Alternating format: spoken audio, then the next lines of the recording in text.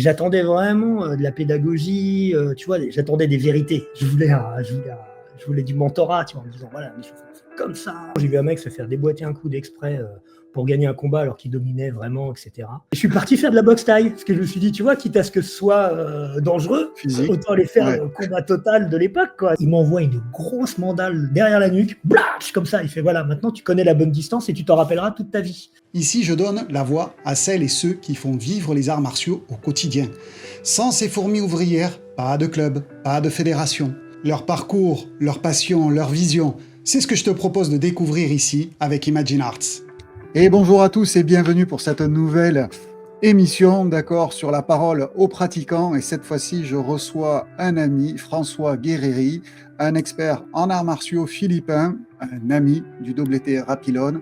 Il pratique aussi le Nyon Taijitsu, il a pratiqué la boxe thaï aussi, il a fait plein de choses, des études aussi philosophiques, politiques, etc. Donc on en reparlera un petit peu plus tout à l'heure. Mais déjà, on va le retrouver ici. Salut Bonjour. François. Salut Ça Lionel. va? Bien et toi? Bon, merci d'être présent aujourd'hui avec nous et de partager un petit peu aujourd'hui ton parcours, ta vision de la pratique. Donc j'aime Merci. bien toujours commencer par là. Comment as-tu atterri dans le monde des arts martiaux, dans les mondes du point-pied? Parce que Ça date. Comment j'y ai atterri? Je sais pas, j'ai vu de la lumière, je suis rentré. Si je réfléchis, euh, j'avais un oncle qui est escrimeur, qui est ancien international d'escrime, qui est le premier sport que j'ai pratiqué d'ailleurs relativement tard, hein. Moi, je m'y suis mis vers 10-11 ans. Tu vois, j'ai pas commencé le judo à 4 ans comme plein de copains en fait. ouais, Donc je suis arrivé un peu tard là-dedans. Et donc j'ai commencé par l'escrime jusqu'à ouais, 15-16 ans à peu près. J'ai fait du jujitsu quand il était prisonnier de guerre. Et il jurait que par d'accord. ça. C'était un ancien militaire, ancien gendarme, machin, etc. Tu vois. Et donc, bon, il parlait souvent un peu de jujitsu, etc. Sans plus, tu vois, il m'avait montré une ou deux bricoles. Et ça m'avait taraudé, je voulais faire du jujitsu, tu vois, mais je n'en trouvais pas. Tu voyais judo, du Ouais, karaté, de l'aïkido, etc. Puis j'y avais jamais trop touché. Et puis vers ouais, 16 ans, j'arrive un jour et je vois marqué judo jujitsu sur un gymnase à Épinay-sous-Sénard. Je me dis, bon, je rentre. Le gars me dit, ouais, judo jujitsu, c'est pareil. Rentre. Et donc, je me retrouve dans un club très orienté compète. Ouais, entre 16-17 ans, donc cadet deuxième année, que des ceintures noires, hyper orienté compétition, etc. J'ai fait 3-4 compétitions. Ce qui m'a d'ailleurs ce que j'ai un peu regretté dans mon parcours, un peu dégoûté de la compète. Parce d'accord. que, tu sais, les cadets, là, ils sont là, ils marquent des points pour la ceinture noire, enfin, ils l'ont quasiment tous. Donc moi, je me retrouvais, j'étais ceinture orange et puis ceinture verte sur deuxième compète que j'ai fait avec des types qui essayaient de perdre 5 kilos dans la semaine, etc. Alors que moi, je faisais la Java la veille. Donc, tu vois, enfin, ouais, les deux compètes que j'ai fait, je rentre à 3 heures du matin après avoir bu essentiellement de l'eau et du jus d'orange et puis mangé 2-3 pizzas avec des copains, tu vois. Et puis tu vois un mot de ta mère. Tiens, j'ai dit oui à ton prof de judo, tu as rendez-vous demain à 7 heures à 4 km de la maison, tu vas à pied. C'est vachement bon, quoi, parce que c'est un autre univers, hein. Ah ouais. Ah oui, bah là, tu switches assez vite, tu dors 3 heures, tu pars. Ouf. Et ouais, je me retrouvais effectivement avec des types qui étaient là un peu pour la gagne, etc. Un peu de triche des fois. Et ça m'a vachement refroidi. Puis une fois d'ailleurs, sur un tatami comme ça, parce que ça me plaisait bien le judo, hein. Mais alors, c'était pas du tout du jujitsu, donc j'avais un peu l'impression de m'être pris une petite douille. Tu vois, on va faire de la compète de judo comme ça après avoir pas dormi. Puis un jour, j'ai vu un mec se faire déboîter un coup d'exprès pour gagner un combat alors qu'il dominait vraiment, etc. Je suis passé avec ce compétiteur après. Moi, j'étais ceinture verte, lui, il était premier dan, machin. Enfin, tu sentais que lui, il montait au moins en régional facile, quoi. Je me suis dit, mais qu'est-ce que c'est que ce délire? Donc, je me suis jeté par terre. L'arbitre m'a dit, bah, pas de combativité. J'ai fait, ouais, mais je suis pas venu ici pour me faire mâcher. Et je suis parti faire de la boxe taille. Parce que je me suis dit, tu vois, quitte à ce que ce soit dangereux, Physique. autant aller faire Ouais, le combat total de l'époque, quoi, tu vois. Donc, exactement. Et ça, c'était dans les années 90. ouais, c'est Voilà. ça, ouais, Ouais. 90, je Ouais, dans pourrais pas te dire l'essor la date exacte. de la boxe thaï qui est arrivée en France, etc., où on en voyait partout. Ouais. Et Et donc, quelle fut ta sensation là quand tu es rentré dans ce club de boxe thaï? alors ça, c'était très marrant parce que du coup, je découvre un univers. Alors mon père, pareil, tu vois, c'était un ancien militaire. Lui, il avait fait un peu de boxe, mais pas bon, tu vois, boxeur militaire, un peu bourrin, etc. Mmh. Bah, lui, il parlait beaucoup de boxe, etc. Et alors, c'était interdit.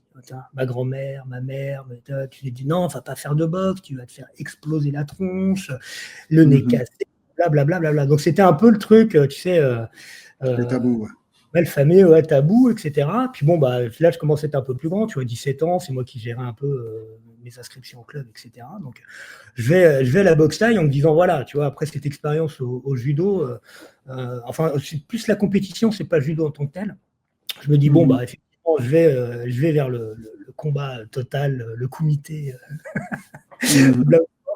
je rentre dans une salle, petite salle de banlieue, pareil, hein, tu vois, c'est à Boussy-Saint-Antoine, un super prof, ancien karatéka, euh, et, euh, et c'est vraiment l'atmosphère, tu vois, le son, là, les petits couinements, les percussions dans le sac de frappe, l'intensité de travail, etc. Puis la forme qui m'a bien plu. Et donc, Mmh. j'ai pratiqué ça, mais alors vraiment pas du tout dans l'optique. Tu vois, je me cachais dans les coins, je voulais pas faire de compète, je voulais pas faire de combat. Je faisais de la plongée sous-marine en club à côté. Enfin, j'étais en option sport au collège, donc j'étais vraiment dans une optique de faire des trucs très très polyvalents.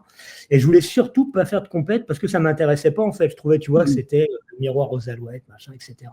Donc j'ai vraiment fait ça en loisir amateur pendant des années, mais avec vraiment ouais, la boxe taille, ça a toujours été un truc, même encore aujourd'hui, tu vois, tu me dis on fait un footing ou on irait faire Mmh. de la boxe.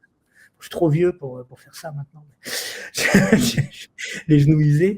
Mais ça reste une discipline qui m'a toujours beaucoup plu, quoi, tu vois. Donc j'aime bien aller taper un peu dans le sac, etc. Enfin, c'est vraiment Ouais, le le travail de patte d'ours, c'est voilà, c'est ouais, le les Pao, etc. leçons. Mmh. Et j'ai trouvé l'Union Taijitsu. Il y avait un club juste à côté du club de boxe thaï. Et un soir, pas en sortant, je vois des mecs faire des clés et tout. Je fais, hé, ça là, c'est le truc dont me parlait mon grand-père, mais c'est quoi ce nom? Et je demande au prof qui me dit, bah ouais, qu'est-ce que tu fais là, machin et tout. Je crois que j'étais venu chercher c'est parce que c'était pas le jour de l'entraînement, donc j'étais venu rechercher un truc au gymnase, je sais plus ce que c'était. Machin. Et le gars me fait, bah tiens, ouais, c'est du jiu-jitsu, il m'explique un peu le truc, tu vois, il fait, ouais, un peu de pied-point, un peu de projection, un peu de clé, tu sais, comme on vendait le Nyon Taijitsu à l'époque, quoi, un peu, C'est ça. c'est mélange de Ouais, karaté, judo, aikido, bon, c'est un peu excessif. Et il me dit, bah écoute, t'es sportif, rentre chez toi, mets un survêt et viens essayer. Et j'ai dû rater 3 entraînements après pendant les 15 années qu'on suivi. Ah non, si peut-être après peut-être une ou deux blessures qui m'ont fait m'arrêter un peu plus, mais c'était et ouais, là après donc après sur le Nyon-Tai, je me suis plus investi s'il n'y avait pas vraiment de compétition, etc. mmh. Donc la progression était différente. Je pratiquais. Euh, Là, tu passes des grades en fait. Tu vois, tu te dis Ouais. pas, ah ouais, tiens, si tu commences à travailler un peu fort, on fait, toi, tu vas aller sur le ring. Non, non. Mmh. Même si c'est un peu regret ça. Ouais, je comprends. Et comment s'est passé alors parce que tu as continué à pratiquer le Muay Thai, donc la boxe thaï, Oui, en parallèle avec le Nyon Thai. Donc tu faisais les 2 en parallèle pendant un petit moment jusqu'à ce que tu te consacres, vraiment au Nyon Thai. C'est bien ça? ouais. Oui, oui, oui, surtout la boxe taille, après, je continuais, après, vraiment, euh, presque comme quand on va à la salle de sport, quoi. Mmh. C'était, comme de toute façon, je n'avais pas une pratique à objectif, c'était vraiment Du une plaisir. pratique de plaisir, etc. Tu vois, le sparring avec un copain sur un parking, tu Ouais. vois, qui lui fait de la compète, Mmh. Ouais. mais pas le. Donc c'était vraiment une pratique en parallèle. Et puis là, j'étais lycéen à la fac. Donc là, je m'entraînais un peu tous les jours, mais je faisais Nyon Thai, Box Thai, des petits stages à côté, des choses comme ça, beaucoup. Et mais effectivement, c'est plus dans le Nyon Taijitsu après que je me suis retrouvé. Et en même temps, c'est aussi la vie du club qui a fait aussi engrainer le truc, parce qu'il y a une passation de, de professeur qui s'est faite.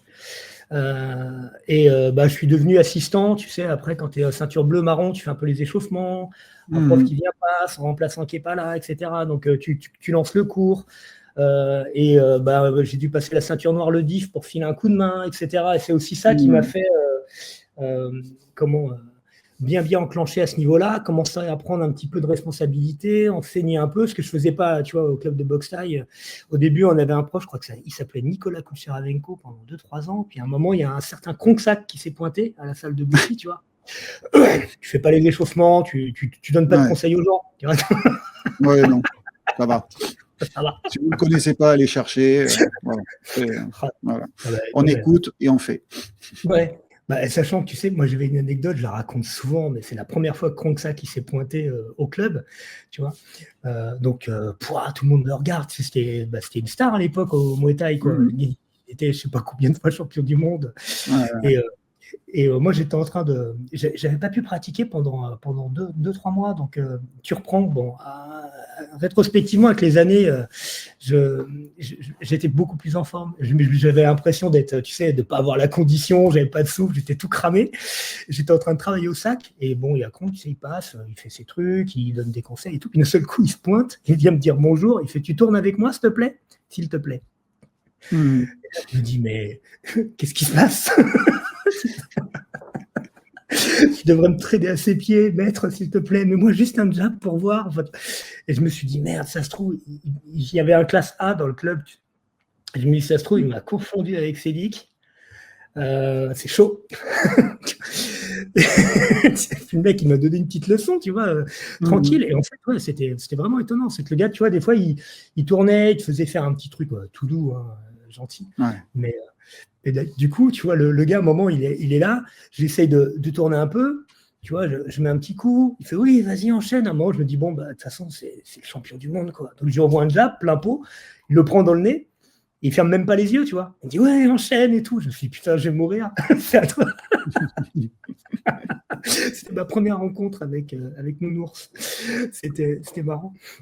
Mais ouais, et après, bon, voilà, on a bossé comme ça. Mais c'est ma pratique, elle s'est beaucoup donc structurée, je dirais, en termes d'enseignement, d'apprentissage technique, d'assimilation de technique, tu vois, de connaître les programmes, passer des grades, etc. dans le Nyon Taijitsu, parce qu'il y avait aussi la structure pédagogique qui était comme ça, qui permettait une organisation aussi de progression sans compète, sans pratique, sans machin. Et puis, effectivement, une pratique à côté, je dirais santé en quelque sorte, tu vois, santé et puis sport et loisirs autour de la boxe, quoi. Parce que c'est un sport en fait, pas un art martial. C'est pas le même développement en fait. Ouais, je comprends. Ta pratique s'est vraiment structurée donc avec le Nyon Taijitsu quand tu as commencé donc à passer ta ceinture noire, que tu as dû aller passer ton diplôme d'instructeur fédéral. Donc, d'après mes notes, c'était en 2003, donc il n'y a pas si longtemps. C'est ça. Est-ce que tu te rappelles comment c'était cette formation? Qu'est-ce que tu avais appris? Est-ce que tu pensais que, voilà, comment ça allait à ce moment-là par rapport à où tu en étais dans ta pratique, hein, et l'objectif, en fait, que ça te permettait, quoi, donc de faire cette formation, de pouvoir aider au dojo? Ouais. Tu vois, là, c'est en échangeant, parce que je me replonge dans les souvenirs, du coup, et je ne le fais pas tous les jours. Tu vois, je vois même ma pratique de la boxe, etc. Et d'ailleurs, c'est ce qui m'avait fait un petit peu accrocher à la fois avec Kong, c'était le fait d'être, tu vois, avec un vrai taille, etc. C'est déjà la pratique un peu arts martiaux qui m'attirait. C'est ce qui m'avait fait finalement pas accrocher, tu vois, dans le judo, qui était très orienté sport, etc. Alors, j'ai rien contre le sport, mais effectivement, la pratique compétitive, etc., m'attirait pas parce que miroir aux alouettes, crack, tu vois, une pratique un peu fondamentale. Moi, j'étais plus dans une logique de, je dirais aujourd'hui, développement personnel, même si j'aime pas trop la formulation. Et donc, tu vois, le Nyon Taijitsu avec son côté programmatique, c'était un art martial traditionnel, qui avait vraiment cette espèce de développement, ce travail de la technique de l'art martial un peu fondamental, une recherche d'efficacité que je complétais finalement avec cet entraînement en boxe thaï et le sparring, etc., qui venait enrichir la pratique. Tu vois, j'utilisais vraiment la boxe comme complément de ça. Le fait de passer au DIF, c'était un peu d'aller sur de la transmission. Moi, j'ai trouvé que ça allait un peu vite à l'époque. C'est un peu valorisant, ça te met un peu sur le devant de la scène, tu vois. Parce que bah, t'es là, t'es ceinture marron, etc. Là, tu viens de passer ceinture noire. Bon, là, on s'implique, ça c'était assez sympa parce que nous, on était un club de banlieue un peu isolé. Et ça nous avait obligés à aller, tu vois, notamment à Argenteuil, chez Philippe Gallet pour voir, parce que tu vois, bien que Jiu-Jitsu, je sais que c'est une discipline que tu connais un peu, puisque tu connais tout le monde. Pas, il y avait mais Mais tu vois, autour de la structuration technique de base, etc., tu étais là, tu n'étais pas toujours purement académique, des fois ça s'éloignait un peu, etc. Donc il fallait vraiment qu'on aille se recycler. Et moi, du coup, comme le club, là, avec cette passation, le prof qui était un peu en perte de vitesse à l'époque, etc., comment on était allé chercher, tu vois, un peu à la source, reprendre tout ça. Et ça avait été une démarche qui finalement, je trouvais, était hyper formatrice parce que tu dis, bon, bah, effectivement, les arts martiaux, il faut sortir un peu de son club. Il faut aller voir ailleurs, et c'est un peu le problème, tu vois, justement, de l'art martial, en art martial comme le Muay Thai Jiu-Jitsu, tu peux vite devenir un peu le pape, mais dans ta paroisse, au sein de ton petit club, ce qui n'est pas possible dans le sport, parce que sinon, bah, si tu veux effectivement briller un peu, crack, il faut aller faire des championnats, et puis tu vas où tu vas. Ce qui est rétrospectivement intéressant, que moi, auquel j'adhérais pas parce que j'étais gamin, quoi, puis j'avais pas de structure, j'avais pas de guide. Et là-dedans, on est allé voir, on a vu qu'il y avait plusieurs visions, plusieurs vérités, etc. Donc, on est de plus en plus à la source, stage de temps sur l'autre, etc. Ce qui te demande, tu vois, quand tu as 20 piges et que puis tu n'as pas trop les moyens de t'organiser, etc. Donc, c'était très sympa et ça m'a vraiment obligé à aller m'impliquer, à aller voir des gradés, tu vois, des gens comme Philippe Gallet, etc., bon, qui n'étaient pas encore soqués du style, mais tu vois, d'aller sélectionner des pratiquants aussi, de voir des gens comme ça et de faire des rencontres. Donc, ça m'a mis dans cette situation un peu du prof, mais pas sachant. Parce que je m'étais retrouvé avec un gars qui, du coup, était là, était le prof institutionnalisé, puis tu te rends compte que quand tu veux passer ta ceinture noire, bah, tu peux pas. Il faut que tu ailles te recycler et de se dire, bah tiens, ouais, il faut remettre le travail sur l'établi en permanence, aller chercher, se confronter, tester des trucs. Mince, mais j'ai 3 versions différentes, c'est laquelle qui marche, il faut que je teste, etc. Et ça, bah, après, c'était l'engagement de toute une vie de pratique, je dirais. Non, mais c'est ça. C'est le début d'une continuité. Le fait d'avoir enseigné, je pense aussi, t'a permis de mieux progresser. Ouais, sûrement. Bah, en tout cas, ça m'a obligé. J'avais une espèce de responsabilité aussi, à un moment. Te dire, parce que, en plus, alors, je trouve que pour être prof, tu vois, quand tu es un peu jeune, c'est un peu tôt pour y aller, parce que je manquais un peu de maturité, etc. Donc, il fallait que je le développe. Mais en même temps, là où j'étais, eh ben, comme je n'avais pas de grand maître, tu vois, donc je voyais des experts régionaux en stage, etc., où tu dis, bon, ok, il faut que je suive. Lui, il fait comme ce qu'il a dit, le grand monsieur Hermès, qui faisait encore cours en stage régional Île-de-France de temps en temps. Donc tu dis, tiens, le troisième Dan, là, Gallet, il est pas mal. Donc on va aller à Argenteuil. tiens, le frère de Jugeot, là, il tape bien, hop, dès qu'on peut, on va le voir. Enfin, tu vois, on tournait comme ça. Et moi, ça me mettait dans une situation, tu vois, pas de prof institué, je me sentais pas hyper légitime, donc hop, il fallait que j'aille voir, tu vois, je disais aux gens, ouais, moi les gars, je m'entraîne encore, je fais encore un peu de PAO, je fais encore un peu de trucs, tu vois, je suis encore à la boxe. Et c'est une attitude de prof que j'ai trouvé formatrice, du coup, tu vois, tu te jettes dans le bain, et tu essaies de copier les autres qui sont devant toi pour bien nager. Alors que ça peut vite être un piège, tu vois, de se sentir au contraire légitime et de t'isoler et de te dire, voilà, je suis le sachant, je ne me remets pas en question, etc. Mais effectivement, cette expérience-là, pour moi, elle a été intéressante. Et après, sur la formation du DIF, pour revenir à ta question, n'hésite pas à me couper parce que je sais que je suis bavard.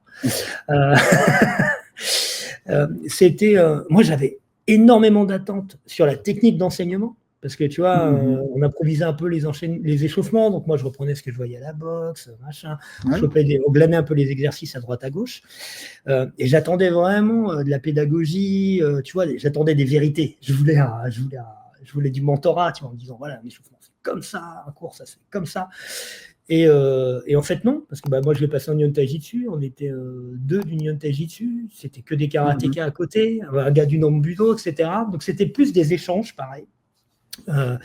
On présentait un peu notre travail à des gens qui ne savaient pas chuter, notamment.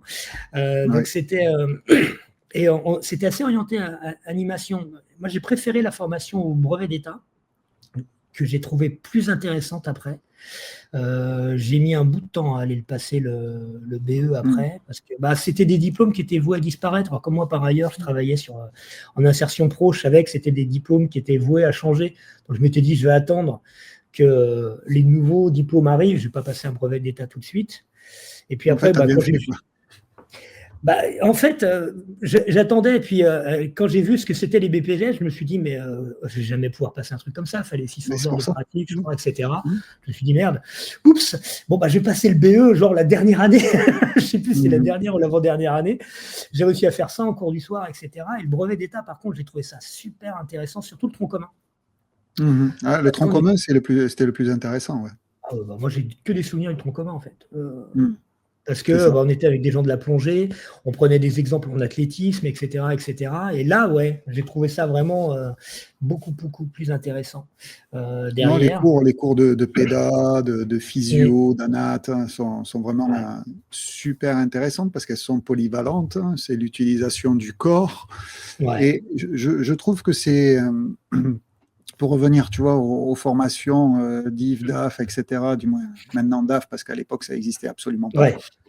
Donc, mais toujours à l'heure actuelle, je trouve qu'elles sont assez légères, comme tu disais, c'est d'en donner des moyens, en fait, pédagogiques pour savoir comment enseigner. Et souvent, on te dit, bon, ok, alors comment tu vas structurer ton cours avec tes exercices, etc. Donc oui, il faut bien commencer par quelque chose pour structurer un cours. Donc ça, c'est bien. Mais en général, si tu vas apprendre à structurer ton cours par rapport à ce que tu as déjà appris, à ce que tu as déjà vécu, donc tu reproduis le même schéma. Donc il y a des vieux schémas qui restent, etc. Donc, comme toi, si tu as plein d'autres pratiques à côté, tu peux l'enrichir. Moi, c'est ce que j'avais aussi. Donc je l'enrichissais avec tout ce que je faisais à côté. Mais pédagogiquement parlant, le début de la pédagogie pour moi, ça a vraiment été quand j'ai passé mon brevet d'État, où là, on avait des cours de pédagogie, on t'expliquait, OK, le behaviorisme, c'est ça. OK, donc on crée un déclenchement, un déclic, et à ce déclic-là, il faut que le programme y sorte, etc. Et ça marche comme ça, voilà. On crée des automatismes et le corps fonctionne comme ça. Ah ouais, d'accord. Donc après, tu passes sur plein de théories pédagogiques, mais si on te les explique jamais, en fait, si tu comprends pas ce que tu fais, des fois même naturellement, et des fois tu te dis, bon, ok, mais ça je l'enseigne de cette façon, mais je pourrais l'enseigner aussi d'une autre façon, et ça marcherait peut-être mieux avec cette personne-là. Ouais. Et je trouve que c'est vraiment ce qui manque dans les arts martiaux d'aujourd'hui, c'est vraiment cette notion de pédagogie pure. Ouais. C'est la science de l'éducation, c'est d'apprendre aux enseignants comment on enseigne, pas quoi. Le quoi, on le fait depuis des années, etc. Et tu vois, cet échange, voilà, combien j'ai fait entre le Nihon Tai et en Arnis après, je dois avoir 3-4 gars qui sont passés au DIF, au moins 4. Et du coup, j'essayais, tu vois, de leur laisser une petite partie dans le club, etc., de les tutorer un petit peu avant, sans trop spoiler après la formation, tu vois, mais leur dire, voilà, c'est structuré, tiens, prends telle partie du cours, des fois un peu à l'arrache, prends le groupe. Et souvent, ce que je leur dis, ce que j'ai appris au fur et à mesure, et notamment en voyant, c'est ce que je trouvais toujours passionnant, tu sais, c'est quand tu vas voir des grands experts, tu vois, des Ernest, des Danny Fesneau, des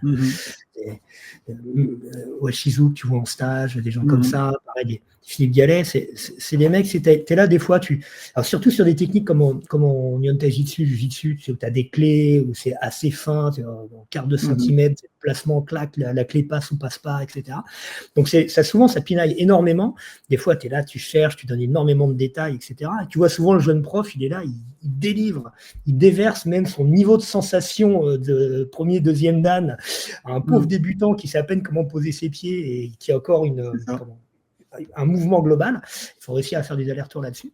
Et puis d'un seul coup, tu vois un expert, il dit non, mets ton pouce là, crac, et puis ça passe. Ou qui dit non, ça c'est pas important. Non, cette technique-là, elle est bonne, c'est juste sa forme de corps. Alors, toi, tu es là, tu dis mais non, normalement, il y a un cahier des charges, tu fais de la générique. Et ça te fait faire des allers-retours. Et j'ai trouvé justement, et moi j'avais trouvé au BE, tu vois, le fait qu'on passe par, comment est-ce qu'ils enseignent, tu vois, un truc tout bête. Après, je vais regarder, ma fille, elle fait de la natation, je regarde faire. Tu dis, tiens, tu vois, la pédagogie de la démonstration ou avoir des sensations, quand tu es dans l'eau, toi, tu es avec ton t-shirt au bord du bassin, tu as les gamins, ils sont dans la flotte. Comment tu leur dis, voilà, ta main, elle n'est pas bien placée, etc. On ne pratique pas de la même manière. Tu vois. Pareil, démonstration en athlée, c'était le sujet qu'on avait, c'était pour le brevet d'État à l'écrit, on avait limite de la pédagogie par démonstration. Un des exemples que j'avais sortis, c'était voilà, l'entraîneur du Usain Bolt qui ne lui montre pas comment on court, il ne dit pas fais comme moi, suis-moi. Donc il faut travailler sur d'autres choses, sur des détails, il faut réussir à aller analyser la gestuelle de l'autre, la corriger pour obtenir l'effet attendu. Parce qu'on ne fait pas toujours les arts martiaux, on a souvent tendance à dire voilà, l'orthodoxie c'est ça, il faut faire comme Minoru Mochizuki, il m'a montré. Moi, il m'a dit, mets ton pied comme ça. Ouais, mais il l'a peut-être dit à toi, mais c'est peut-être pas valable pour Jean René.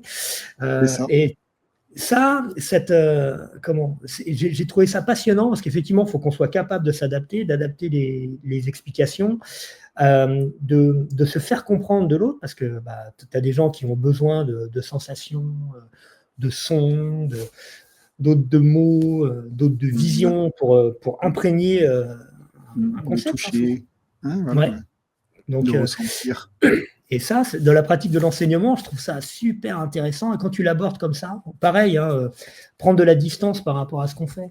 Des choses qu'on fait, notamment, tu vois, dans la pédagogie de la WADR, de la formation instructeur, tu vois, le degré, le curseur de violence dans la pratique. Tu vois, mine de rien, est-ce que là, je fais de la self-défense? Est-ce que là, je travaille sur quelque chose de plus martial, traditionnel, etc. Donc, qu'est-ce que je montre? Comment je le montre? Quel discours je mets en place? Ça, c'est rarement envisagé, en fait. C'est ça.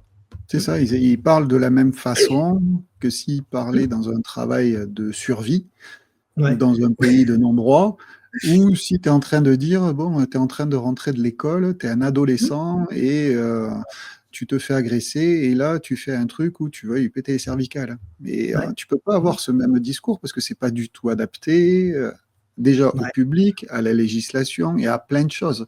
Donc, il y a vraiment une adaptation et un contexte clair qui est pas souvent annoncé, tu vois, au début. C'est quand on retrouve que ce soit dans les arts martiaux philippins, mais aussi, moi, je le vois en karaté, en Muay Thai, et suivant qui dirige, en fait, le cours, c'est pas forcément mis en avant le contexte dans lequel on va pratiquer. Ok, aujourd'hui, on va faire une pratique historique. Ok, on est sur le champ de guerre, on a les armures et tout. Ça qu'on peut pas bouger de la même façon, etc. Parce que c'était lourd, parce que c'est ceci, c'est cela. Ou alors, t'es en short, t-shirt, claquette, quoi, sur la plage, quoi. Et t'es en vacances et t'as tes enfants derrière, t'as ta femme qui porte le sac, et voilà, il y a un truc qui se passe, tu vois. Et le fait de changer le contexte va forcément changer tout ce qui va tourner autour. Tu peux pas l'aborder de la même façon. Tu vois, là, après, tu vois, c'est ce que je te disais tout à l'heure, là, j'y réfléchissais en parlant. Tu vois, mon rapport à la boxe thaï, Nyon Taijitsu, moi, ce qui m'intéressait, c'était les arts martiaux, etc. Sûrement aussi parce que mon grand-père a survécu grâce au Jiu-Jitsu, quelque part. Tu vois, quand il a été libéré par les Russes, ils avaient appris ça comme ça, ils n'avaient rien, même pas de godasse. Et comment tu te défends quand tu as 60 kilos et moi, c'était ça que je recherchais. Quand j'étais étudiant, j'ai fait un peu de sécu pour payer mes études, etc. Je faisais de la boxe, je faisais du jiu-jitsu.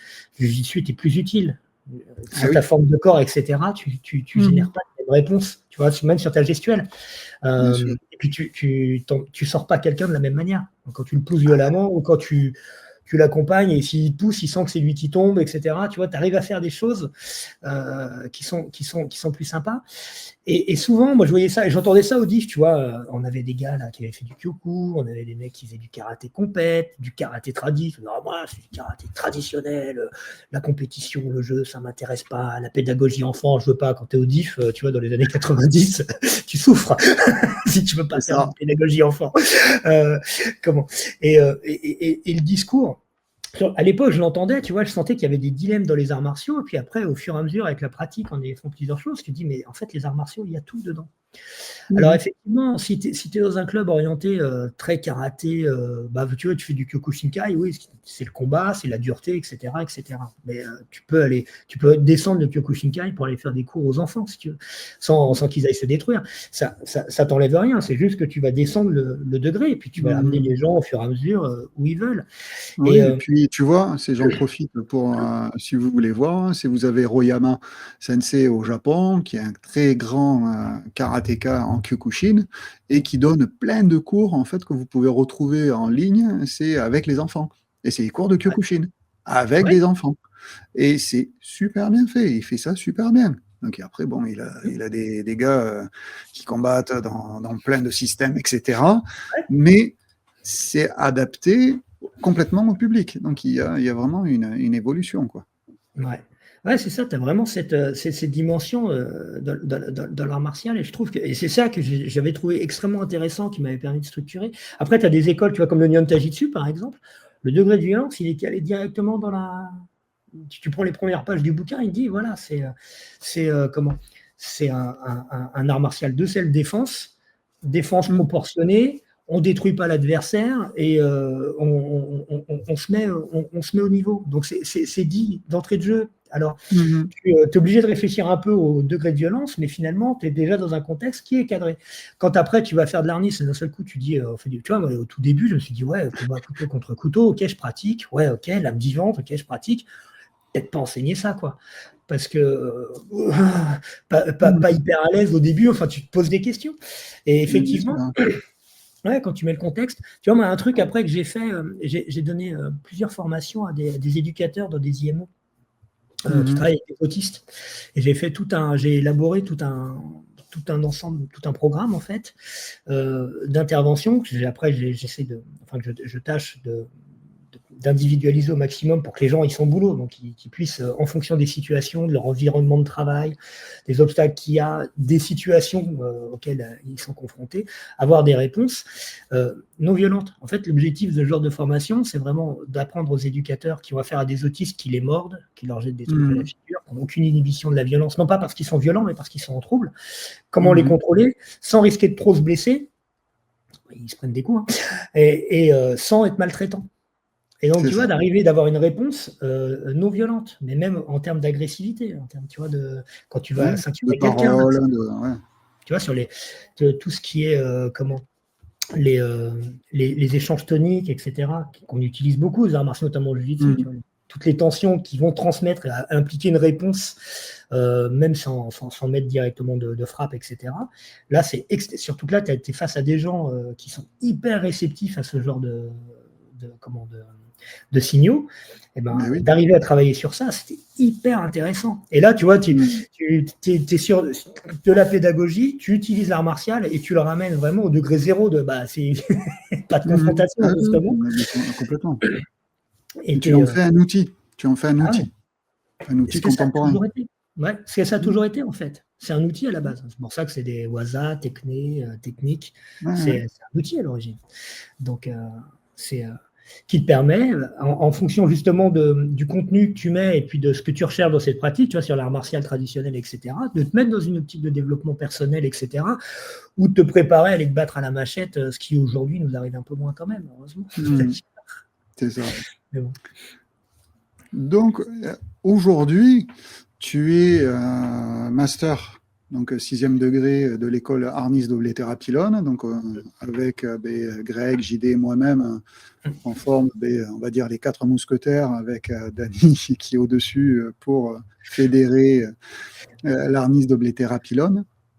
Tu es formateur-instructeur, donc tu fais aussi des formations, etc., pour former les futurs instructeurs. Euh, comment s'est passé en fait ce passage, du moins cette découverte de la harnisse, et au début, qu'est-ce que tu recherchais dans cette pratique de la harnisse? Alors là, je devais être deuxième Dan, un truc comme ça à l'époque, je sais plus. Enfin, ça commence à dater. Et Mhm. on était dans cette logique. Donc là, j'étais déjà assistant. J'avais pas encore le club de Moissy. Hein. J'étais assistant encore à Boussy. Je donnais souvent cours à Boussy, Saint-Antoine, en Yuntai. Je faisais encore un peu de boxe. Et un jour, on va à un stage avec un gars qui vient du Mexique, Danny Feno, stage de Yuntai, à Argenteuil, justement. Donc, on part avec 2-3 potes là-bas, voir ce stage, entraînement marron-noir. Il prenait à partir de bleu, je crois. Entraînement marron-noir la veille sur les katas et jujitsu. Bah, hein, tu connais Dany à l'époque. Oui, en plus, à l'époque. Quand tu rentrais du Mexique. Voilà. Il m'a appris la bonne distance, tu vois, un moment, on regarde, je sais plus, on faisait un exercice pour travailler sur un kata, tu vois. On devait chercher à toucher l'eau, je crois, sur un maguiri, je crois qu'on était sur le deuxième kata. Il se met face à moi, il m'envoie une grosse mandale derrière la nuque, blâche, comme ça. Il fait, voilà, maintenant tu connais la bonne distance et tu t'en rappelleras toute ta vie. Ça marche. Et sur le coup, je me suis dit, ouais, alors ça va, tu vois, je faisais de la boxe, etc. Donc, moi, ça me faisait marrer, tu vois, c'était viril, hein, mais il pliait des mecs et tout. Enfin bon, wow, c'était un peu bizarre. Et le lendemain, il fait défense contre arme. Et là, il commence à sortir, tu vois, un bâton. Il éclate un bâton en mousse sur un mec qui pratiquait pas mal, tu vois, un certain Richard Folny, tu vois, à l'époque. Bon, qui était plus gradé que moi, hein, déjà. Tu vois. Mais bam, tu fais, ah ouais, il l'a fumé, un salaud. Il prend un mec, tu vois, qui dans la région était un pratiquant, tu vois, très technique, assez efficace, bien, tu vois, qu'on allait voir, un certain Philippe Bialet. Il fait, tiens, toi et toi, donc Richard, Junior. Philippe, voilà, c'est ça. Mais on ne savait même pas qu'il le connaissait. Après, il l'a appelé Junior. Mais sur le coup, il fait, bon, bah, toi, montrez-moi une défense contre couteau. Bam, bam, bam. Il nous faut une belle technique, tu vois. Après, il fait, oh, nice, tu l'as fait sur moi. Et là, il te tord Philippe, il le jette par terre. J'ai mon pote avec qui on a passé notre ceinture noire du même club qui arrive, qui dit, oh, mais en fait, Philippe, il n'est pas si bon. Hein. Moi, je dis, tu sais, ce qui me gêne, c'est qu'on est exactement habillés pareil. Alors, si ça ne te gêne pas, je vais me mettre derrière toi, tu vois, parce que moi, je ne veux pas mourir. L'ambiance, il nous avait fait bosser, tu vois, à la Dany, quoi, très sérieusement, bien ramené. Il remet en cause ta façon de pratiquer les techniques sans remettre en cause la technique du Nyon Taijitsu, parce que, en plus, très respectueux des maîtres, etc. Mais du coup, tu arrives, tu dis, ah ouais, bam, lui, il a la réponse, quoi. Il sait. Et il y avait des mecs à un moment qui disaient, ouais, mais là, par exemple, travail en force. C'est non, c'est un mec physique, regarde, tu vois, il a mis son pied là, bam, ça passe comme ça. Donc, non, c'est inepte ce que tu dis, tu vois, la Dany à l'époque, en plus. C'est ça. Je m'étais dit, ah ouais, le mec, déjà, il sait tenir un bâton. Deux, ouais, moi, je trouvais je retrouvais, tu vois, cette espèce de pratique un peu où il y a un peu de contact, etc. Cette démarche très ouverte qu'on avait à la boxe. En fait, moi, j'aimais bien ce côté un peu liberté à la boxe. Tu tape dans le pao, ce coup de pied est suffisant. Tu vois, il n'y a pas d'orthodoxie pile poil, ou comment est-ce qu'on place l'orteil, etc., avec des polémiques des fois un peu vaines. Là, c'est bam, bam, bam. J'avais trouvé ça structurant, puis effectivement, le travail sur armes, waouh. Efface le logiciel, retravaille. Et moi, du coup, je me suis mis à l'harnisse comme ça, mais vraiment en complément, en fait. Je faisais un peu de sécu à l'époque, je faisais du Nyon Taijitsu essentiellement, donc je me disais, tiens, voilà, la pratique contre arme. Moi, ce qui m'intéressait, c'était défense contre matraque, le travail à main nue, le travail contre couteau. En fait. Donc, j'y suis vraiment rentré au départ, tranquillement, pour aller choper des trucs, pour aller compléter. Puis, chemin faisant, avec les camarades, etc. Bim, au bout d'un moment, le double bâton, tu t'y mets, quoi. C'est ça. Et effectivement, moi, ce que j'ai vraiment beaucoup aimé dans l'harnisse, par rapport à chemin, tu vois, justement, sur les arts martiaux tradis, etc., c'est qu'on a tout le curseur, on a tout le panel. On peut aller du jeu, ou même au couteau en mousse, en fait, aller faire du jeu, s'amuser un peu, se transpirer un peu, etc., avec une pratique, une forme de corps très libre. Comme en boxe, en fait, du sparring, en vrai. On va chercher le sparring. On n'est pas obligé d'être hyper orthodoxe au niveau des techniques. On utilise des techniques, même des fois des choses de certains styles un peu traditionnels, plus simples, etc., dans le but de développer des qualités physiques et des compétences techniques. Donc, il y a vraiment cette espèce d'aspect, à la fois, tu as une tradition qui est là, parce qu'elle s'est figée dans la pratique par son efficacité et sa rentabilité en termes de, notamment combat, parce que c'est vrai que les Philippines, c'est quand même des pays où ça s'utilisait encore, avec ce côté un peu libre, et tu pars de l'art martial traditionnel où tu envisages le combat à l'épée, je veux dire, en termes de degré de violence, on est quand même pas mal, quoi, voire contre plusieurs adversaires. Ok.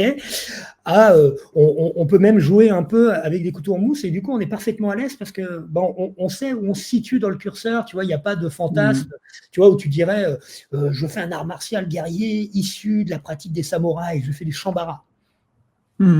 J'ai rien contre le shambara, c'est génial, ils sont super bons, mais bon, tu dis non, c'est pas des armures que vous avez, c'est des casques en mousse. C'est ça. C'est ça. Ouais, mais tout change.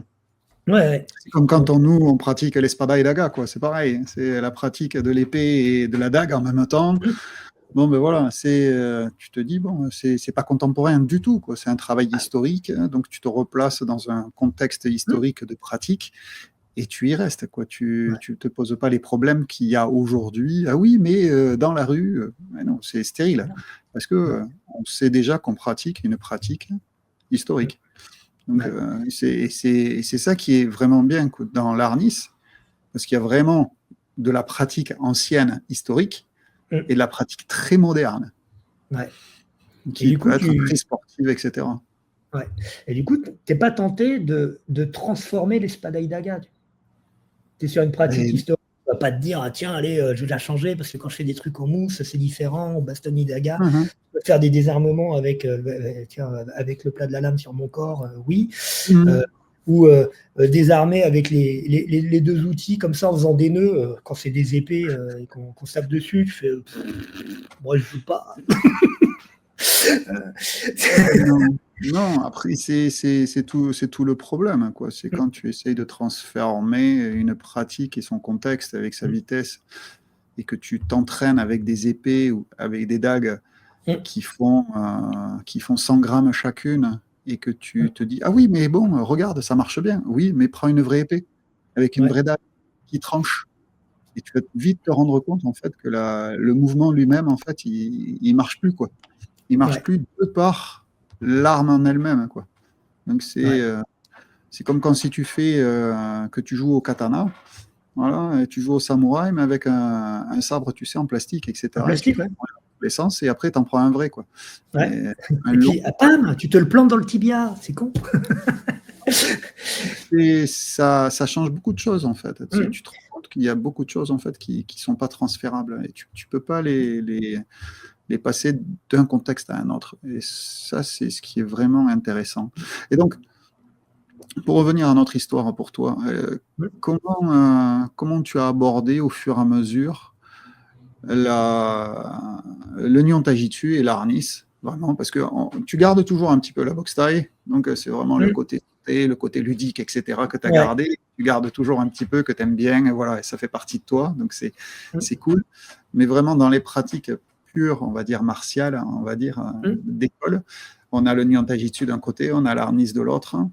Pendant combien de temps, en fait, les deux ont vécu avec une qui était en amont, donc le Nyon Tajitsu, et après, tu avais l'Arnis qui venait implémenter des choses dans ta pratique du Nyon Tai. Et quand c'est que ça s'est équilibré et quand c'est que ça a changé, en fait, parce que tu as passé ton 6e dan, ton 6e degré en Arnis, alors que tu es en Nyon Tai, et tu as passé un 6e dan FFK en Arnis, et pas en Nyon Tai. Ouais, donc, alors que j'ai fait le 5e dan en Nyon Tajitsu. Voilà. Donc, comment en fait, qu'est-ce qui s'est passé, en fait, dans ton parcours pour qu'il y ait un changement, en fait? Non pas d'intérêt, c'est pas un changement d'intérêt, mais un changement, en fait, de vision de ta pratique qui est à toi et qui est vraiment personnelle. Alors, moi, je trouvais, en fait, tu vois, je voyais ma pratique, même le sport que je faisais au lycée, etc., plongée sous-marine, escalade, boxe thaï, Nyon Tajitsu, je débute, etc. Il y avait une espèce de dimension un peu éclectique. J'ai toujours aimé, tu vois, cet aspect un peu, cet esprit un peu touche à tout. ouvert. Ouais, touche à tout. Après, touche à tout, Touche à touche à tout, mais rien. développer des compétences, quoi. Tu Ouais, développes des petites compétences à droite, à gauche, quoi. c'est ça. Il y a le côté. En fait, j'avais peur de m'enfermer dans quelque chose. Parce qu'il il y Mhm. a le côté touche à tout, touche à rien, que bon, il faut se Mhm. méfier un peu. Tout le monde n'est Ouais. pas Léonard de Vinci, quoi. Euh, et surtout pas moi. Mais donc, je trouve qu'il faut avoir une espèce de base. Tu vois, c'est ce que je dis par exemple souvent à mes élèves désormais. J'ai formé quelques ceintures noires depuis, en Yontai ou en Arnis. C'est de leur dire souvent, moi j'étais ravi, hein, j'ai eu plusieurs élèves qui sont partis des fois vers le grappling, après, etc. Je Mhm. dis, mais si tu t'es permis tu vois, de rentrer dans l'univers et puis après d'aller t'amuser, super, enfin je suis vraiment ravi parce que chacun sa voie, et s'il y a du grappling et du pied-point et d'autres formes de corps et autant d'arts martiaux, c'est parce qu'il y a plein de formes différentes, plein de formes de corps différentes, des grands, des petits, des gros, des souples, des pas souples, des mecs qui sont punchers et des grappleurs. Donc Mhm. il y a de la place pour tout le monde, et puis les arts martiaux sont tellement riches et puis tellement complet après derrière en termes de pensée et de philosophie, parce que tu as un peu plus par rapport au sport, en fait, qui souvent vient de la pratique martiale, mais qui, bon, après, glisse vers une pratique purement sportive, enfin liée aux valeurs du sport, qui sont très très bien par ailleurs, euh, te permettent de glisser. Moi, c'est vraiment, je dirais, ce côté éclectique, mais avec une espèce de souche qu'il faut avoir. Donc moi, c'était vraiment la pratique martiale, je me suis rendu compte au fur et à mesure, c'était moi ce qui m'intéressait, c'était l'art martial un peu tradit, etc. L'application pratique, et bah, le sport, c'est quelque chose qui permet de t'entraîner. Donc, tu vois, tu as Mhm. l'entraînement, la pratique, qui te permet de développer des compétences de façon un peu différente, dans un contexte qu'on espère ne jamais avoir à appliquer, Mhm. mais que tu dois envisager. C'est le propre Bien de sûr. l'art martial. Et j'avais ça. Donc, j'aimais beaucoup et j'aimais bien le complément qu'il y avait, parce que entre l'Arnis et le Nyon Tajitsu, tu n'as pas d'incompatibilité de forme de corps, en fait. Mhm. Tu vois, moi, à un moment, j'avais Bruce Neffer, qui avait été un ancien champion du monde de junior en karaté kata, qui m'avait proposé de préparer une petite compète en kata Shotokan. Tu vois, j'ai appris 3 katas de Shotokan quand j'avais 28 ou 30 ans, je ne sais plus. Et c'était une expérience très intéressante. J'ai beaucoup aimé ça, ça m'avait pas mal enrichi. J'aimais bien la forme de corps, mais j'aime pas je préfère la, je préfère la boxe, en fait, dans la façon de bosser. Je trouve que, tu vois, le Shotokan, c'est une forme de corps qui me parle assez facilement. Donc, Mhm. comme c'est un peu rigide, un peu tonique, etc., les verrouillages, etc., me parlaient bien. Mais je préférais justement les travailler sur moi en allant faire de la boxe. Mais tu vois, je trouve que d'aller pratiquer du Shotokan et d'aller faire du Nyon Taijitsu, tu n'es pas sur les mêmes formes de corps. Tu as vraiment deux Mhm. logiciels différents. Là, sur les façons de bloquer, etc., c'est pas les mêmes choses. Et donc, il y a des mélanges qui ne sont pas pertinents. Ça ne t'empêche pas éventuellement d'aller pratiquer deux choses, mais il faut bien que tu saches que là, tu ne vas pas pouvoir. Comment ça ne va pas être compatible nécessairement. Tu vas être vraiment sur. Mhm. Tu fais de la musique et tu fais de la peinture. C'est deux arts différents, même si ça reste des arts martiaux. Euh, et l'Arnis et le Nyontai sont pas contradictoires à ce niveau-là. Ça reste des choses, je trouve, tu fais des ponts assez fluides. Après, l'arnis, voilà, c'est un peu comme de la boxe, tu peux venir un peu avec n'importe quel bagage et aller travailler là-dedans, parce que tu viens utiliser des outils, Mhm. apprendre à utiliser des outils, il faut quand même assimiler une forme de corps, mais elle est assez libre, donc elle est structurante. Donc j'ai vraiment pu combiner les deux à ce niveau-là. Ce qui a structuré, c'est qu'à un moment, Dany m'a dit, vas-y, ouvre un club. J'ai dit, ouais, qu'est-ce que je dois travailler? Tu sais, après un stage où tu as bien bossé, Ouais. machin, etc. Tu fais, bon, comme je te reverrai peut-être dans 2 ans, qu'est-ce que tu me conseilles de bosser, etc. Il m'a dit, vas-y, ouvre un club. Il m'a dit, là, c'est bon, tu as suffisamment de base pour pouvoir commencer à enseigner. J'ai dit, bon, bah, ok. Et puis, comme j'étais un peu tout seul en Ile-de-France, etc., je me suis dit, bon, bah, ok, ouais, c'est l'occasion de se faire un petit groupe et de pratiquer, quoi. Donc, Mhm. j'ai commencé comme ça. Donc, ça m'a obligé, pareil, à pas être pratiquant passif, à devoir commencer à assimiler, à avoir une programmatique, bosser les trucs, bon, tu as envie de négliger un peu parce que tu vois, par exemple, le double bâton, tu dis, ouais, bon, ok, sympa, mais moi, je travaille à main nue. Tac. Bon, bah, Mhm. tu es obligé de commencer à faire des exercices, à assimiler le truc, etc. Et ça c'est très bien, c'est ce que je trouve intéressant, c'est dans ces arts martiaux à contenu, c'est que les impasses sont plus difficiles à faire au bout d'un Mhm. moment. Et ça t'impose, après tu peux abandonner, mais ça t'impose de développer les différents aspects et d'assimiler la richesse de l'école. Et au fur et à mesure, il y a le Covid qui m'a fait basculer. J'ai passé le 5e dan en Nyon Taijitsu parce que je voulais me remettre un peu sur le grill. Parce que ça faisait un Mhm. moment que j'enseignais, etc. J'étais un peu en perte de vitesse et l'école était toujours très intéressante. Je me suis dit, bah tiens, allez, je passe le 5e dan parce que bon, j'avais un peu perdu la dynamique. Aller passer des grades, enfin tu vois, c'était la course au grade, j'avais pas envie d'afficher des barrettes sur ma ceinture. C'est mon côté un peu. Mhm. Ouais, Mon motivé, côté quoi. un peu. Ouais, voilà, j'ai pas trop envie. Mais je me suis dit, tiens, allez, paf, il y avait quelqu'un qui m'avait dit, tiens, je passe le 5e, est-ce qu'on le fait ensemble? Je me suis dit, allez, banco, j'y vais. En plus, c'est quelqu'un qui était beaucoup plus petit que moi. Donc j'ai fait. Ça m'a obligé à aller travailler, pas trop en bourrin, etc. Donc je me suis dit, ok, c'est un défi intéressant. Donc j'y suis allé. Euh, je l'ai passé. Après, il y a eu le Covid. Donc là, moi, mon club de Nyon-Tai, il s'est effondré parce que on est obligé de s'arrêter, etc. Ça vivotait un peu à Moissy. J'avais passé la main, moi, justement, pour pouvoir aller reprendre la boxe, pour aller me refaire plaisir un peu. Tu vois, il y avait une phase, un moment, où je trouvais que c'est un peu le piège de l'enseignant. Je me disais, tiens, tu vois, j'ai un peu ma routine, j'ai mon petit groupe. Mhm. Bon, j'ai un peu en stage, etc. J'avais envie de me réentraîner, etc. Surtout, tu sais, à passer à 40 piges où tu sens que tu baisses, tu vieillis. Donc, j'avais passé la main au club à des gens à qui enfin, qui avaient passé le DIF.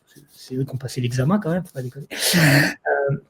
Et moi, je suis allé à Bussy-Saint-Georges faire de la boxe Khmer, de la boxe thaïlandaise en fait, Mhm. chez Our, là, à Bussy-Saint-Georges pendant 2, 3 saisons. J'étais obligé d'arrêter après à cause de mes genoux, là, les low kicks, Ouais. 3 fois par semaine. Bon, Ah, au bout d'un certain temps, ouais, le corps, il aime plus trop, quoi. Avec l'âge c'est naissant, ça. faut y faire Il attention. faut que tu puisses te mettre dans un coin, faire ton propre échauffement, machin, etc. Bon, et j'ai pas envie de me péter, je veux que ça reste un plaisir. Donc, Mhm. puis comme je m'étais fait une sale blessure à l'épaule, j'étais obligé d'arrêter. Puis à un moment, je me suis dit, bon, le médecin, il te fait, faut continuer à vous risquer des périls. Bon, tu fais OK, il faut faire des choix. Donc, et effectivement, le club, il a périclité. Et il y a eu le Covid, ça a apporté le coup de grâce. Donc, je n'ai pas rouvert la section de Nyon Taijitsu. Alors, des fois, je me dis, est-ce qu'on essaye de relancer ou pas quelques années après. Mais, et donc, je suis vraiment resté sur l'Arnis où là, il y a le groupe, il y a le club. Et sur la pratique, moi, c'est pareil, c'est une pratique qui est complète, qui est avec des armes, donc tu sais que tu peux la faire très longtemps encore, dans laquelle je m'éclate bien. Donc, et puis, il y a les mousquetaires avec qui j'adore toujours autant pratiquer. Il y a Dany, hein, qui est quand même une personnalité avec laquelle j'ai toujours pas fini de boire à la source, donc Mhm. Ouais, c'est ça. voilà, je dirais ça s'est fait un peu aussi naturellement, concours de circonstances, etc. Après, le Nyon Taijitsu, c'est quelque chose du coup que je pratique plus et que j'ai pas envie de complètement perdre. Après, tu vois, j'ai fait un peu de bagoire à un moment pour découvrir. J'ai pas pu justement à cause de la même blessure poursuivre. J'ai- J'aurais aimé continuer, mais c'est pas la même chose. Le Nyon Tai, c'est vraiment une grosse partie de ma vie, quoi. Ouais. Donc, bon, faut. Après, c'est le temps qui veut ça. Oui, je Bon. comprends. Hum. Je comprends. Et comment tu envisages la suite alors? C'est pour toi, donc là, tu as des formations qui arrivent, des formations instructeurs, parce que tu as envie de Ouais. partager On discutait tout à l'heure sur le Hum. côté PEDA, vraiment pur, donc, Ouais. qui sort aussi des brevets d'État, mais aussi des formations instructeurs qui sont en place à travers la WADR, qui sont bien, bien Hum. spécifiques.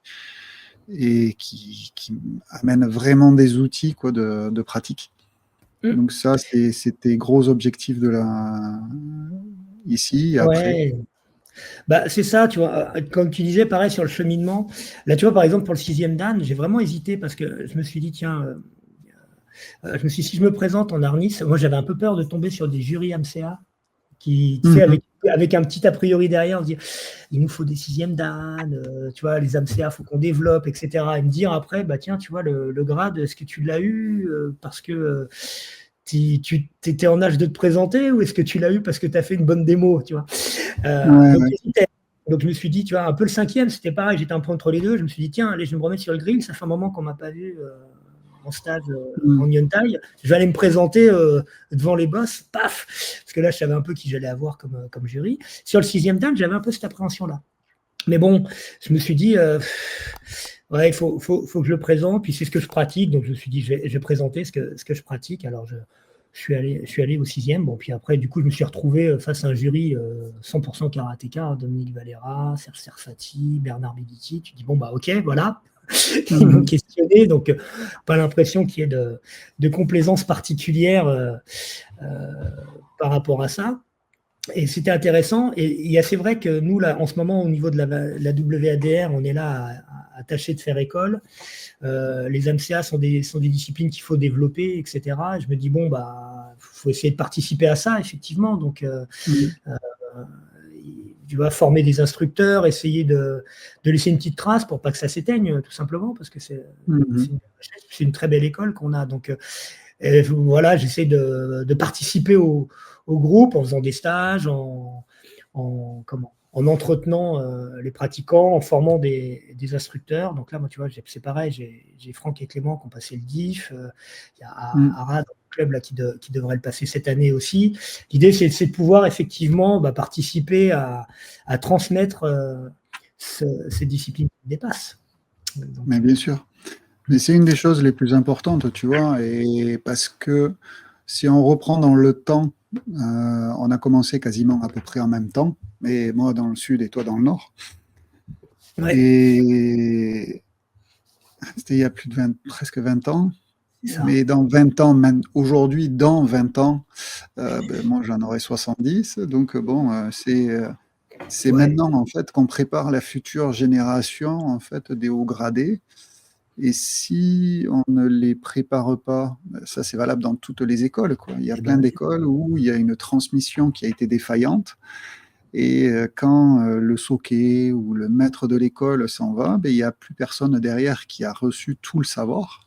ouais. Et il y a une perte de savoir, de compétences, de tout, en fait, qui se perd. Et c'est vrai que on y est très sensible, nous, donc, Ah ouais. Ça, à ça. il y a une responsabilité, hein, c'est clair. Hein, donc, effectivement, il faut l'assumer. Hein, c'est vrai que j'aime pas trop me dire, mais voilà, me mettre comme ça. Oui, je sais ouais, que t'aimes pas. C'est d'ailleurs, j'ai dû le pousser pour qu'il soit avec nous, pour qu'il parle de lui. Voilà, parce que c'est pas quelqu'un qui aime se mettre en avant. Il aime pas, il pratique parce qu'il aime ça. Il a plein de choses à Hum, partager, à faire, etc. C'est une hum. personne que j'aime beaucoup. Voilà, j'utilise bien le mot j'aime, pas que j'apprécie. C'est quelqu'un que j'aime beaucoup. Pour nous, Voilà, ouais, une personne et le pratiquant avec qui j'aime beaucoup travailler.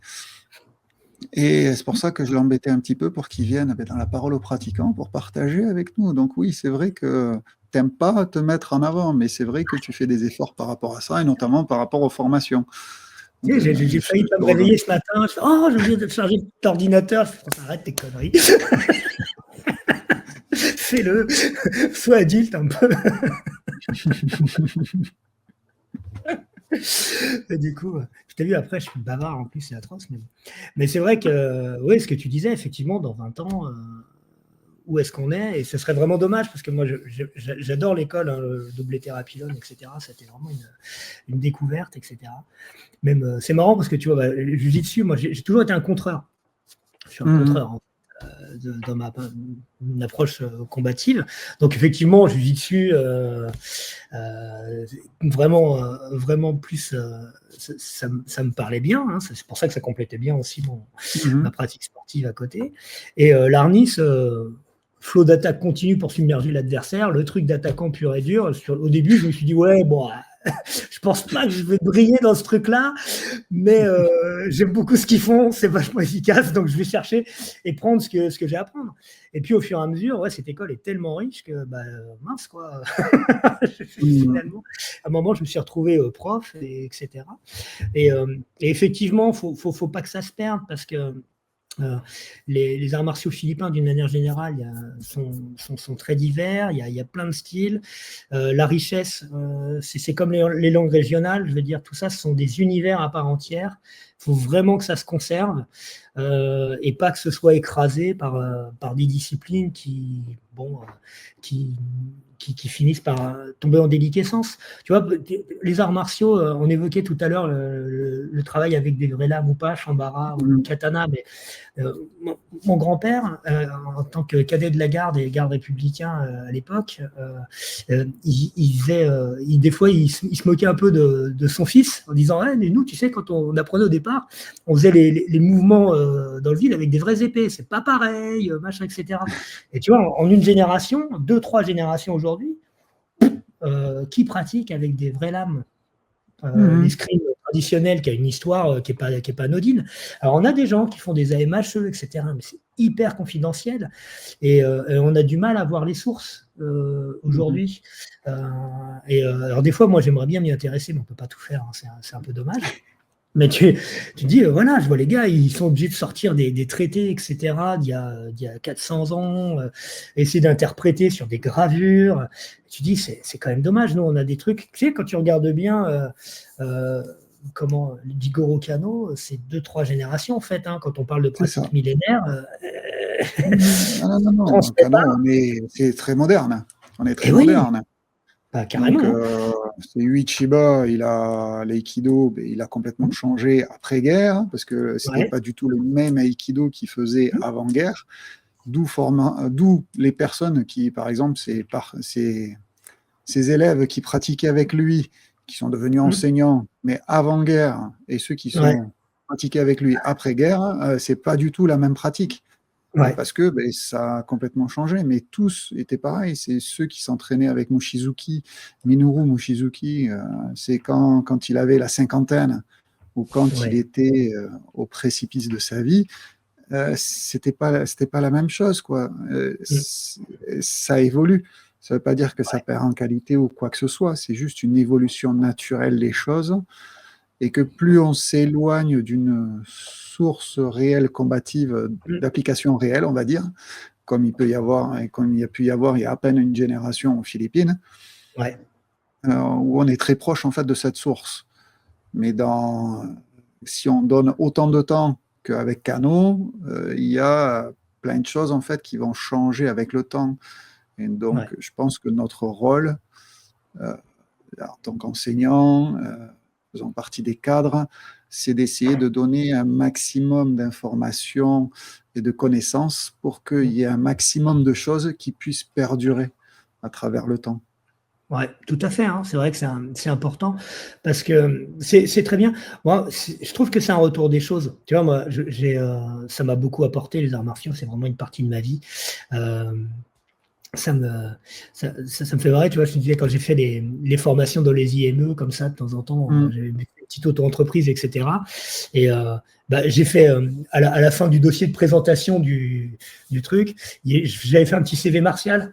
Et en fait, quelque part, j'ai un CV professionnel, et puis j'ai un CV martial. Et il y a tout un déroulement de vie, en fait. C'est pas 3-4 ans d'une pratique loisir comme ça. C'est pas un abonnement au gymnasium, quoi. Pas de publicité, mais pardon. Mais comment j'ai fait. Ouais, et ça m'a beaucoup apporté. Je veux dire, moi, ça fait vraiment partie de ma vie. Il y a des cannes d'Arnis, King Chris exposés à droite à gauche. Mes gamins, ils jouent au milieu des bâtons. Il y a un mimard dans l'entrée. Ça m'a fait marrer. J'ai eu une collègue qui était professionnelle de tennis de table. Et 2 fois, tu vois, deux anecdotes comme ça. C'est marrant, tu dis, il n'y a que les pratiquants d'arts martiaux. D'ailleurs, il y a un mec qui fait des vidéos, tu sais, qui ferme ses portes de placard en faisant du pencak silat, du Wing Chun. Ouais. Et il n'y a que nous qui faisons ça, quoi. Une fois, elle m'avait vu, tu sais, je devais couper une galette, on était au boulot. J'arrête, et puis je manipule le couteau, je le prends, je le retourne, je vais couper. Elle me fait, mais qu'est-ce que tu fais avec ce couteau? C'est dangereux. Je fais, mais quoi, qu'est-ce que j'ai fait? C'est quoi le truc et tout? Elle me dit, mais là, tes trucs de voyou, là. Je fais quoi? Ah, mais ça, non, je retourne, je pose le. Digestion naturelle, normal. Je sais plus, une fois, pareil, je ferme une porte, pam, tu vois, je bouge, je fais un petit, tu vois, un petit truc, un petit geste. Elle fait, mais, elle dit, mais pourquoi tu te bagarres contre la porte? Je fais, mais, non, bah, rien, excuse-moi, c'est, je sais pas, je pensais à un truc. Et je me dis, toi, tu fais jamais des trucs? Elle fait, non, jamais, je me déplace pas avec ma raquette. Et tu vois, c'est une joueuse pro de tennis de table. Ouais, Tu dis, ouais. oui, c'est vrai, Oui. c'est vrai qu'il y a vraiment que les pratiquants d'arts martiaux qui vont faire ce genre de conneries. Ça fait vraiment partie Souvent, de ma vie. ouais. Ouais. Et ouais, tu vois, je joue avec un bâton à la maison, etc. Bon. Ou quand tu sors, que tu te balades, que tu chopes un bâton dans la bois, et puis voilà, et c'est là de suite, tu es en train de mouliner, quoi. Et puis Aussi, tu as les gens qui d'accord. sont autour, qui te regardent et qui font, mais qu'est-ce qu'il est en train de faire celui-là, quoi. Encore un détraqué. Ben non, je sais pas. Ouais, c'est ça. Non, ouais. Et Et on met les effectivement, arts martiaux dans notre vie et il y a la vie dans notre art martial, quoi. Donc, c'est ça, ouais. Et effectivement, je trouve que c'est important. Moi, ce que ça m'a apporté, faut que faut le transmettre, quoi. Ce serait égoïste finalement de se dire, hop là, j'ai ça, je garde les petits trucs que j'ai appris, les petites choses, etc. Non, c'est pour ma pomme. Allez vous faire voir. Effectivement, là aujourd'hui, quand on est un peu récipiendaire de ça, transmettre, ouais, c'est important. Après, il faut que les gens viennent nous voir pour le prendre s'ils en ont envie, mais effectivement, pas se le garder pour soi pour tout soi. seul.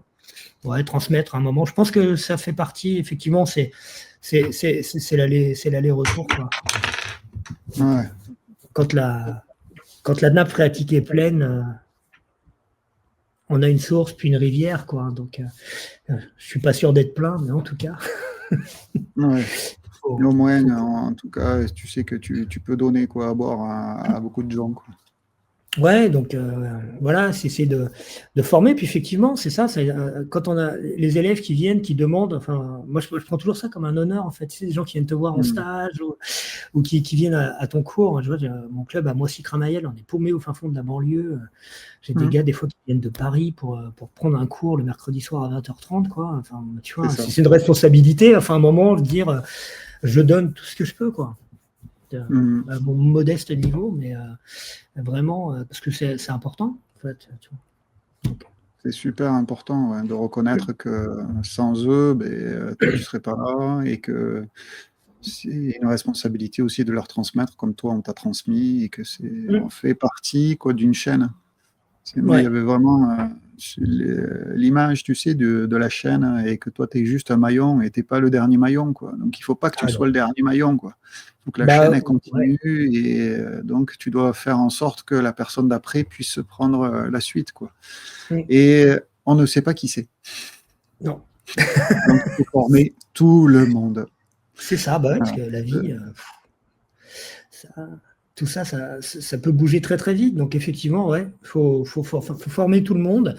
Et tu sais, c'était un truc, moi je me rappelle une fois, je discutais avec un très bon camarade de pratique, Stéphane, qui était mon assistant à l'époque, pareil, qui avait passé son diff en Yuntai. Puis il avait dit, ouais, tu vois, ce gars-là, je crois pas qu'on m'en fera quelque chose. Il a du mal à apprendre, etc. J'ai fait, détrompe-toi. J'ai dit, tu vois, avec les années, tu te rends compte, des fois, tu as des petits jeunes qui assimilent super vite, etc. Ils vont faire 2-3 ans. On avait d'ailleurs 2-3 petits jeunes comme ça qui étaient ta. Et puis, hop, tu sais, des fois, au bout de 2-3 ans, ils sont ceinture verte, ceinture bleue, paf, ils vont se mettre au foot, etc. Alors que tu as le petit gars, là, un peu senior, laborieux, qui s'est accroché. Des fois, ce sera lui le prof de quelques années. Donc, c'est ça. Ne préjugeons pas, méfie-toi. Et bon, tu vois, ce gars-là, il a déménagé suite à un divorce, etc. Il est parti en province. Et je dirais 7-8 ans après, comme ça, à la louche, il m'a demandé, tiens, je peux venir. Est-ce que tu connais un club de Nyon Tai dans cette région? Est-ce que Mhm. machin, il faut que je reprenne maintenant que mon fils a grandi, etc. Tu vois. Donc, ouais, il faut vraiment. Nous, faut qu'on donne aux gens. Et que tous ceux qui veulent, tu vois, c'est un peu comme une mangeoire pour les oiseaux, quoi. Celui qui vient picorer, bah, il picore, Et et grand voilà. bien lui fasse. Et celui qui veut venir se nourrir ici tout le temps, etc., et faire quelque chose, et demain entretenir la mangeoire, ouais, bah, bienvenue, puisque on ne sait pas qui, effectivement, comme tu dis, c'est très juste, hein, on ne sait pas qui sera après nous, donc il faut, C'est ça. il faut être là et faire, quoi. François, Mm. merci beaucoup pour ce temps. Merci à toi beaucoup. C'est sûrement très décousu encore, comme d'habitude, mais Non, mais c'est très bien.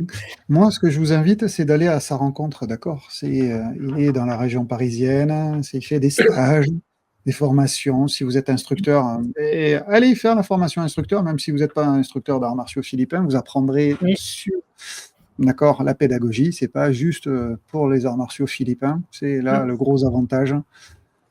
N'hésitez pas à aller le voir. Voilà, si vous voulez découvrir les arts martiaux philippins, allez faire un stage avec lui. Voilà, il est super. Voilà.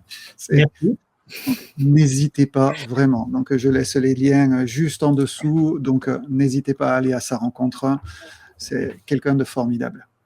Eh ben, Merci merci François. beaucoup et à très bientôt.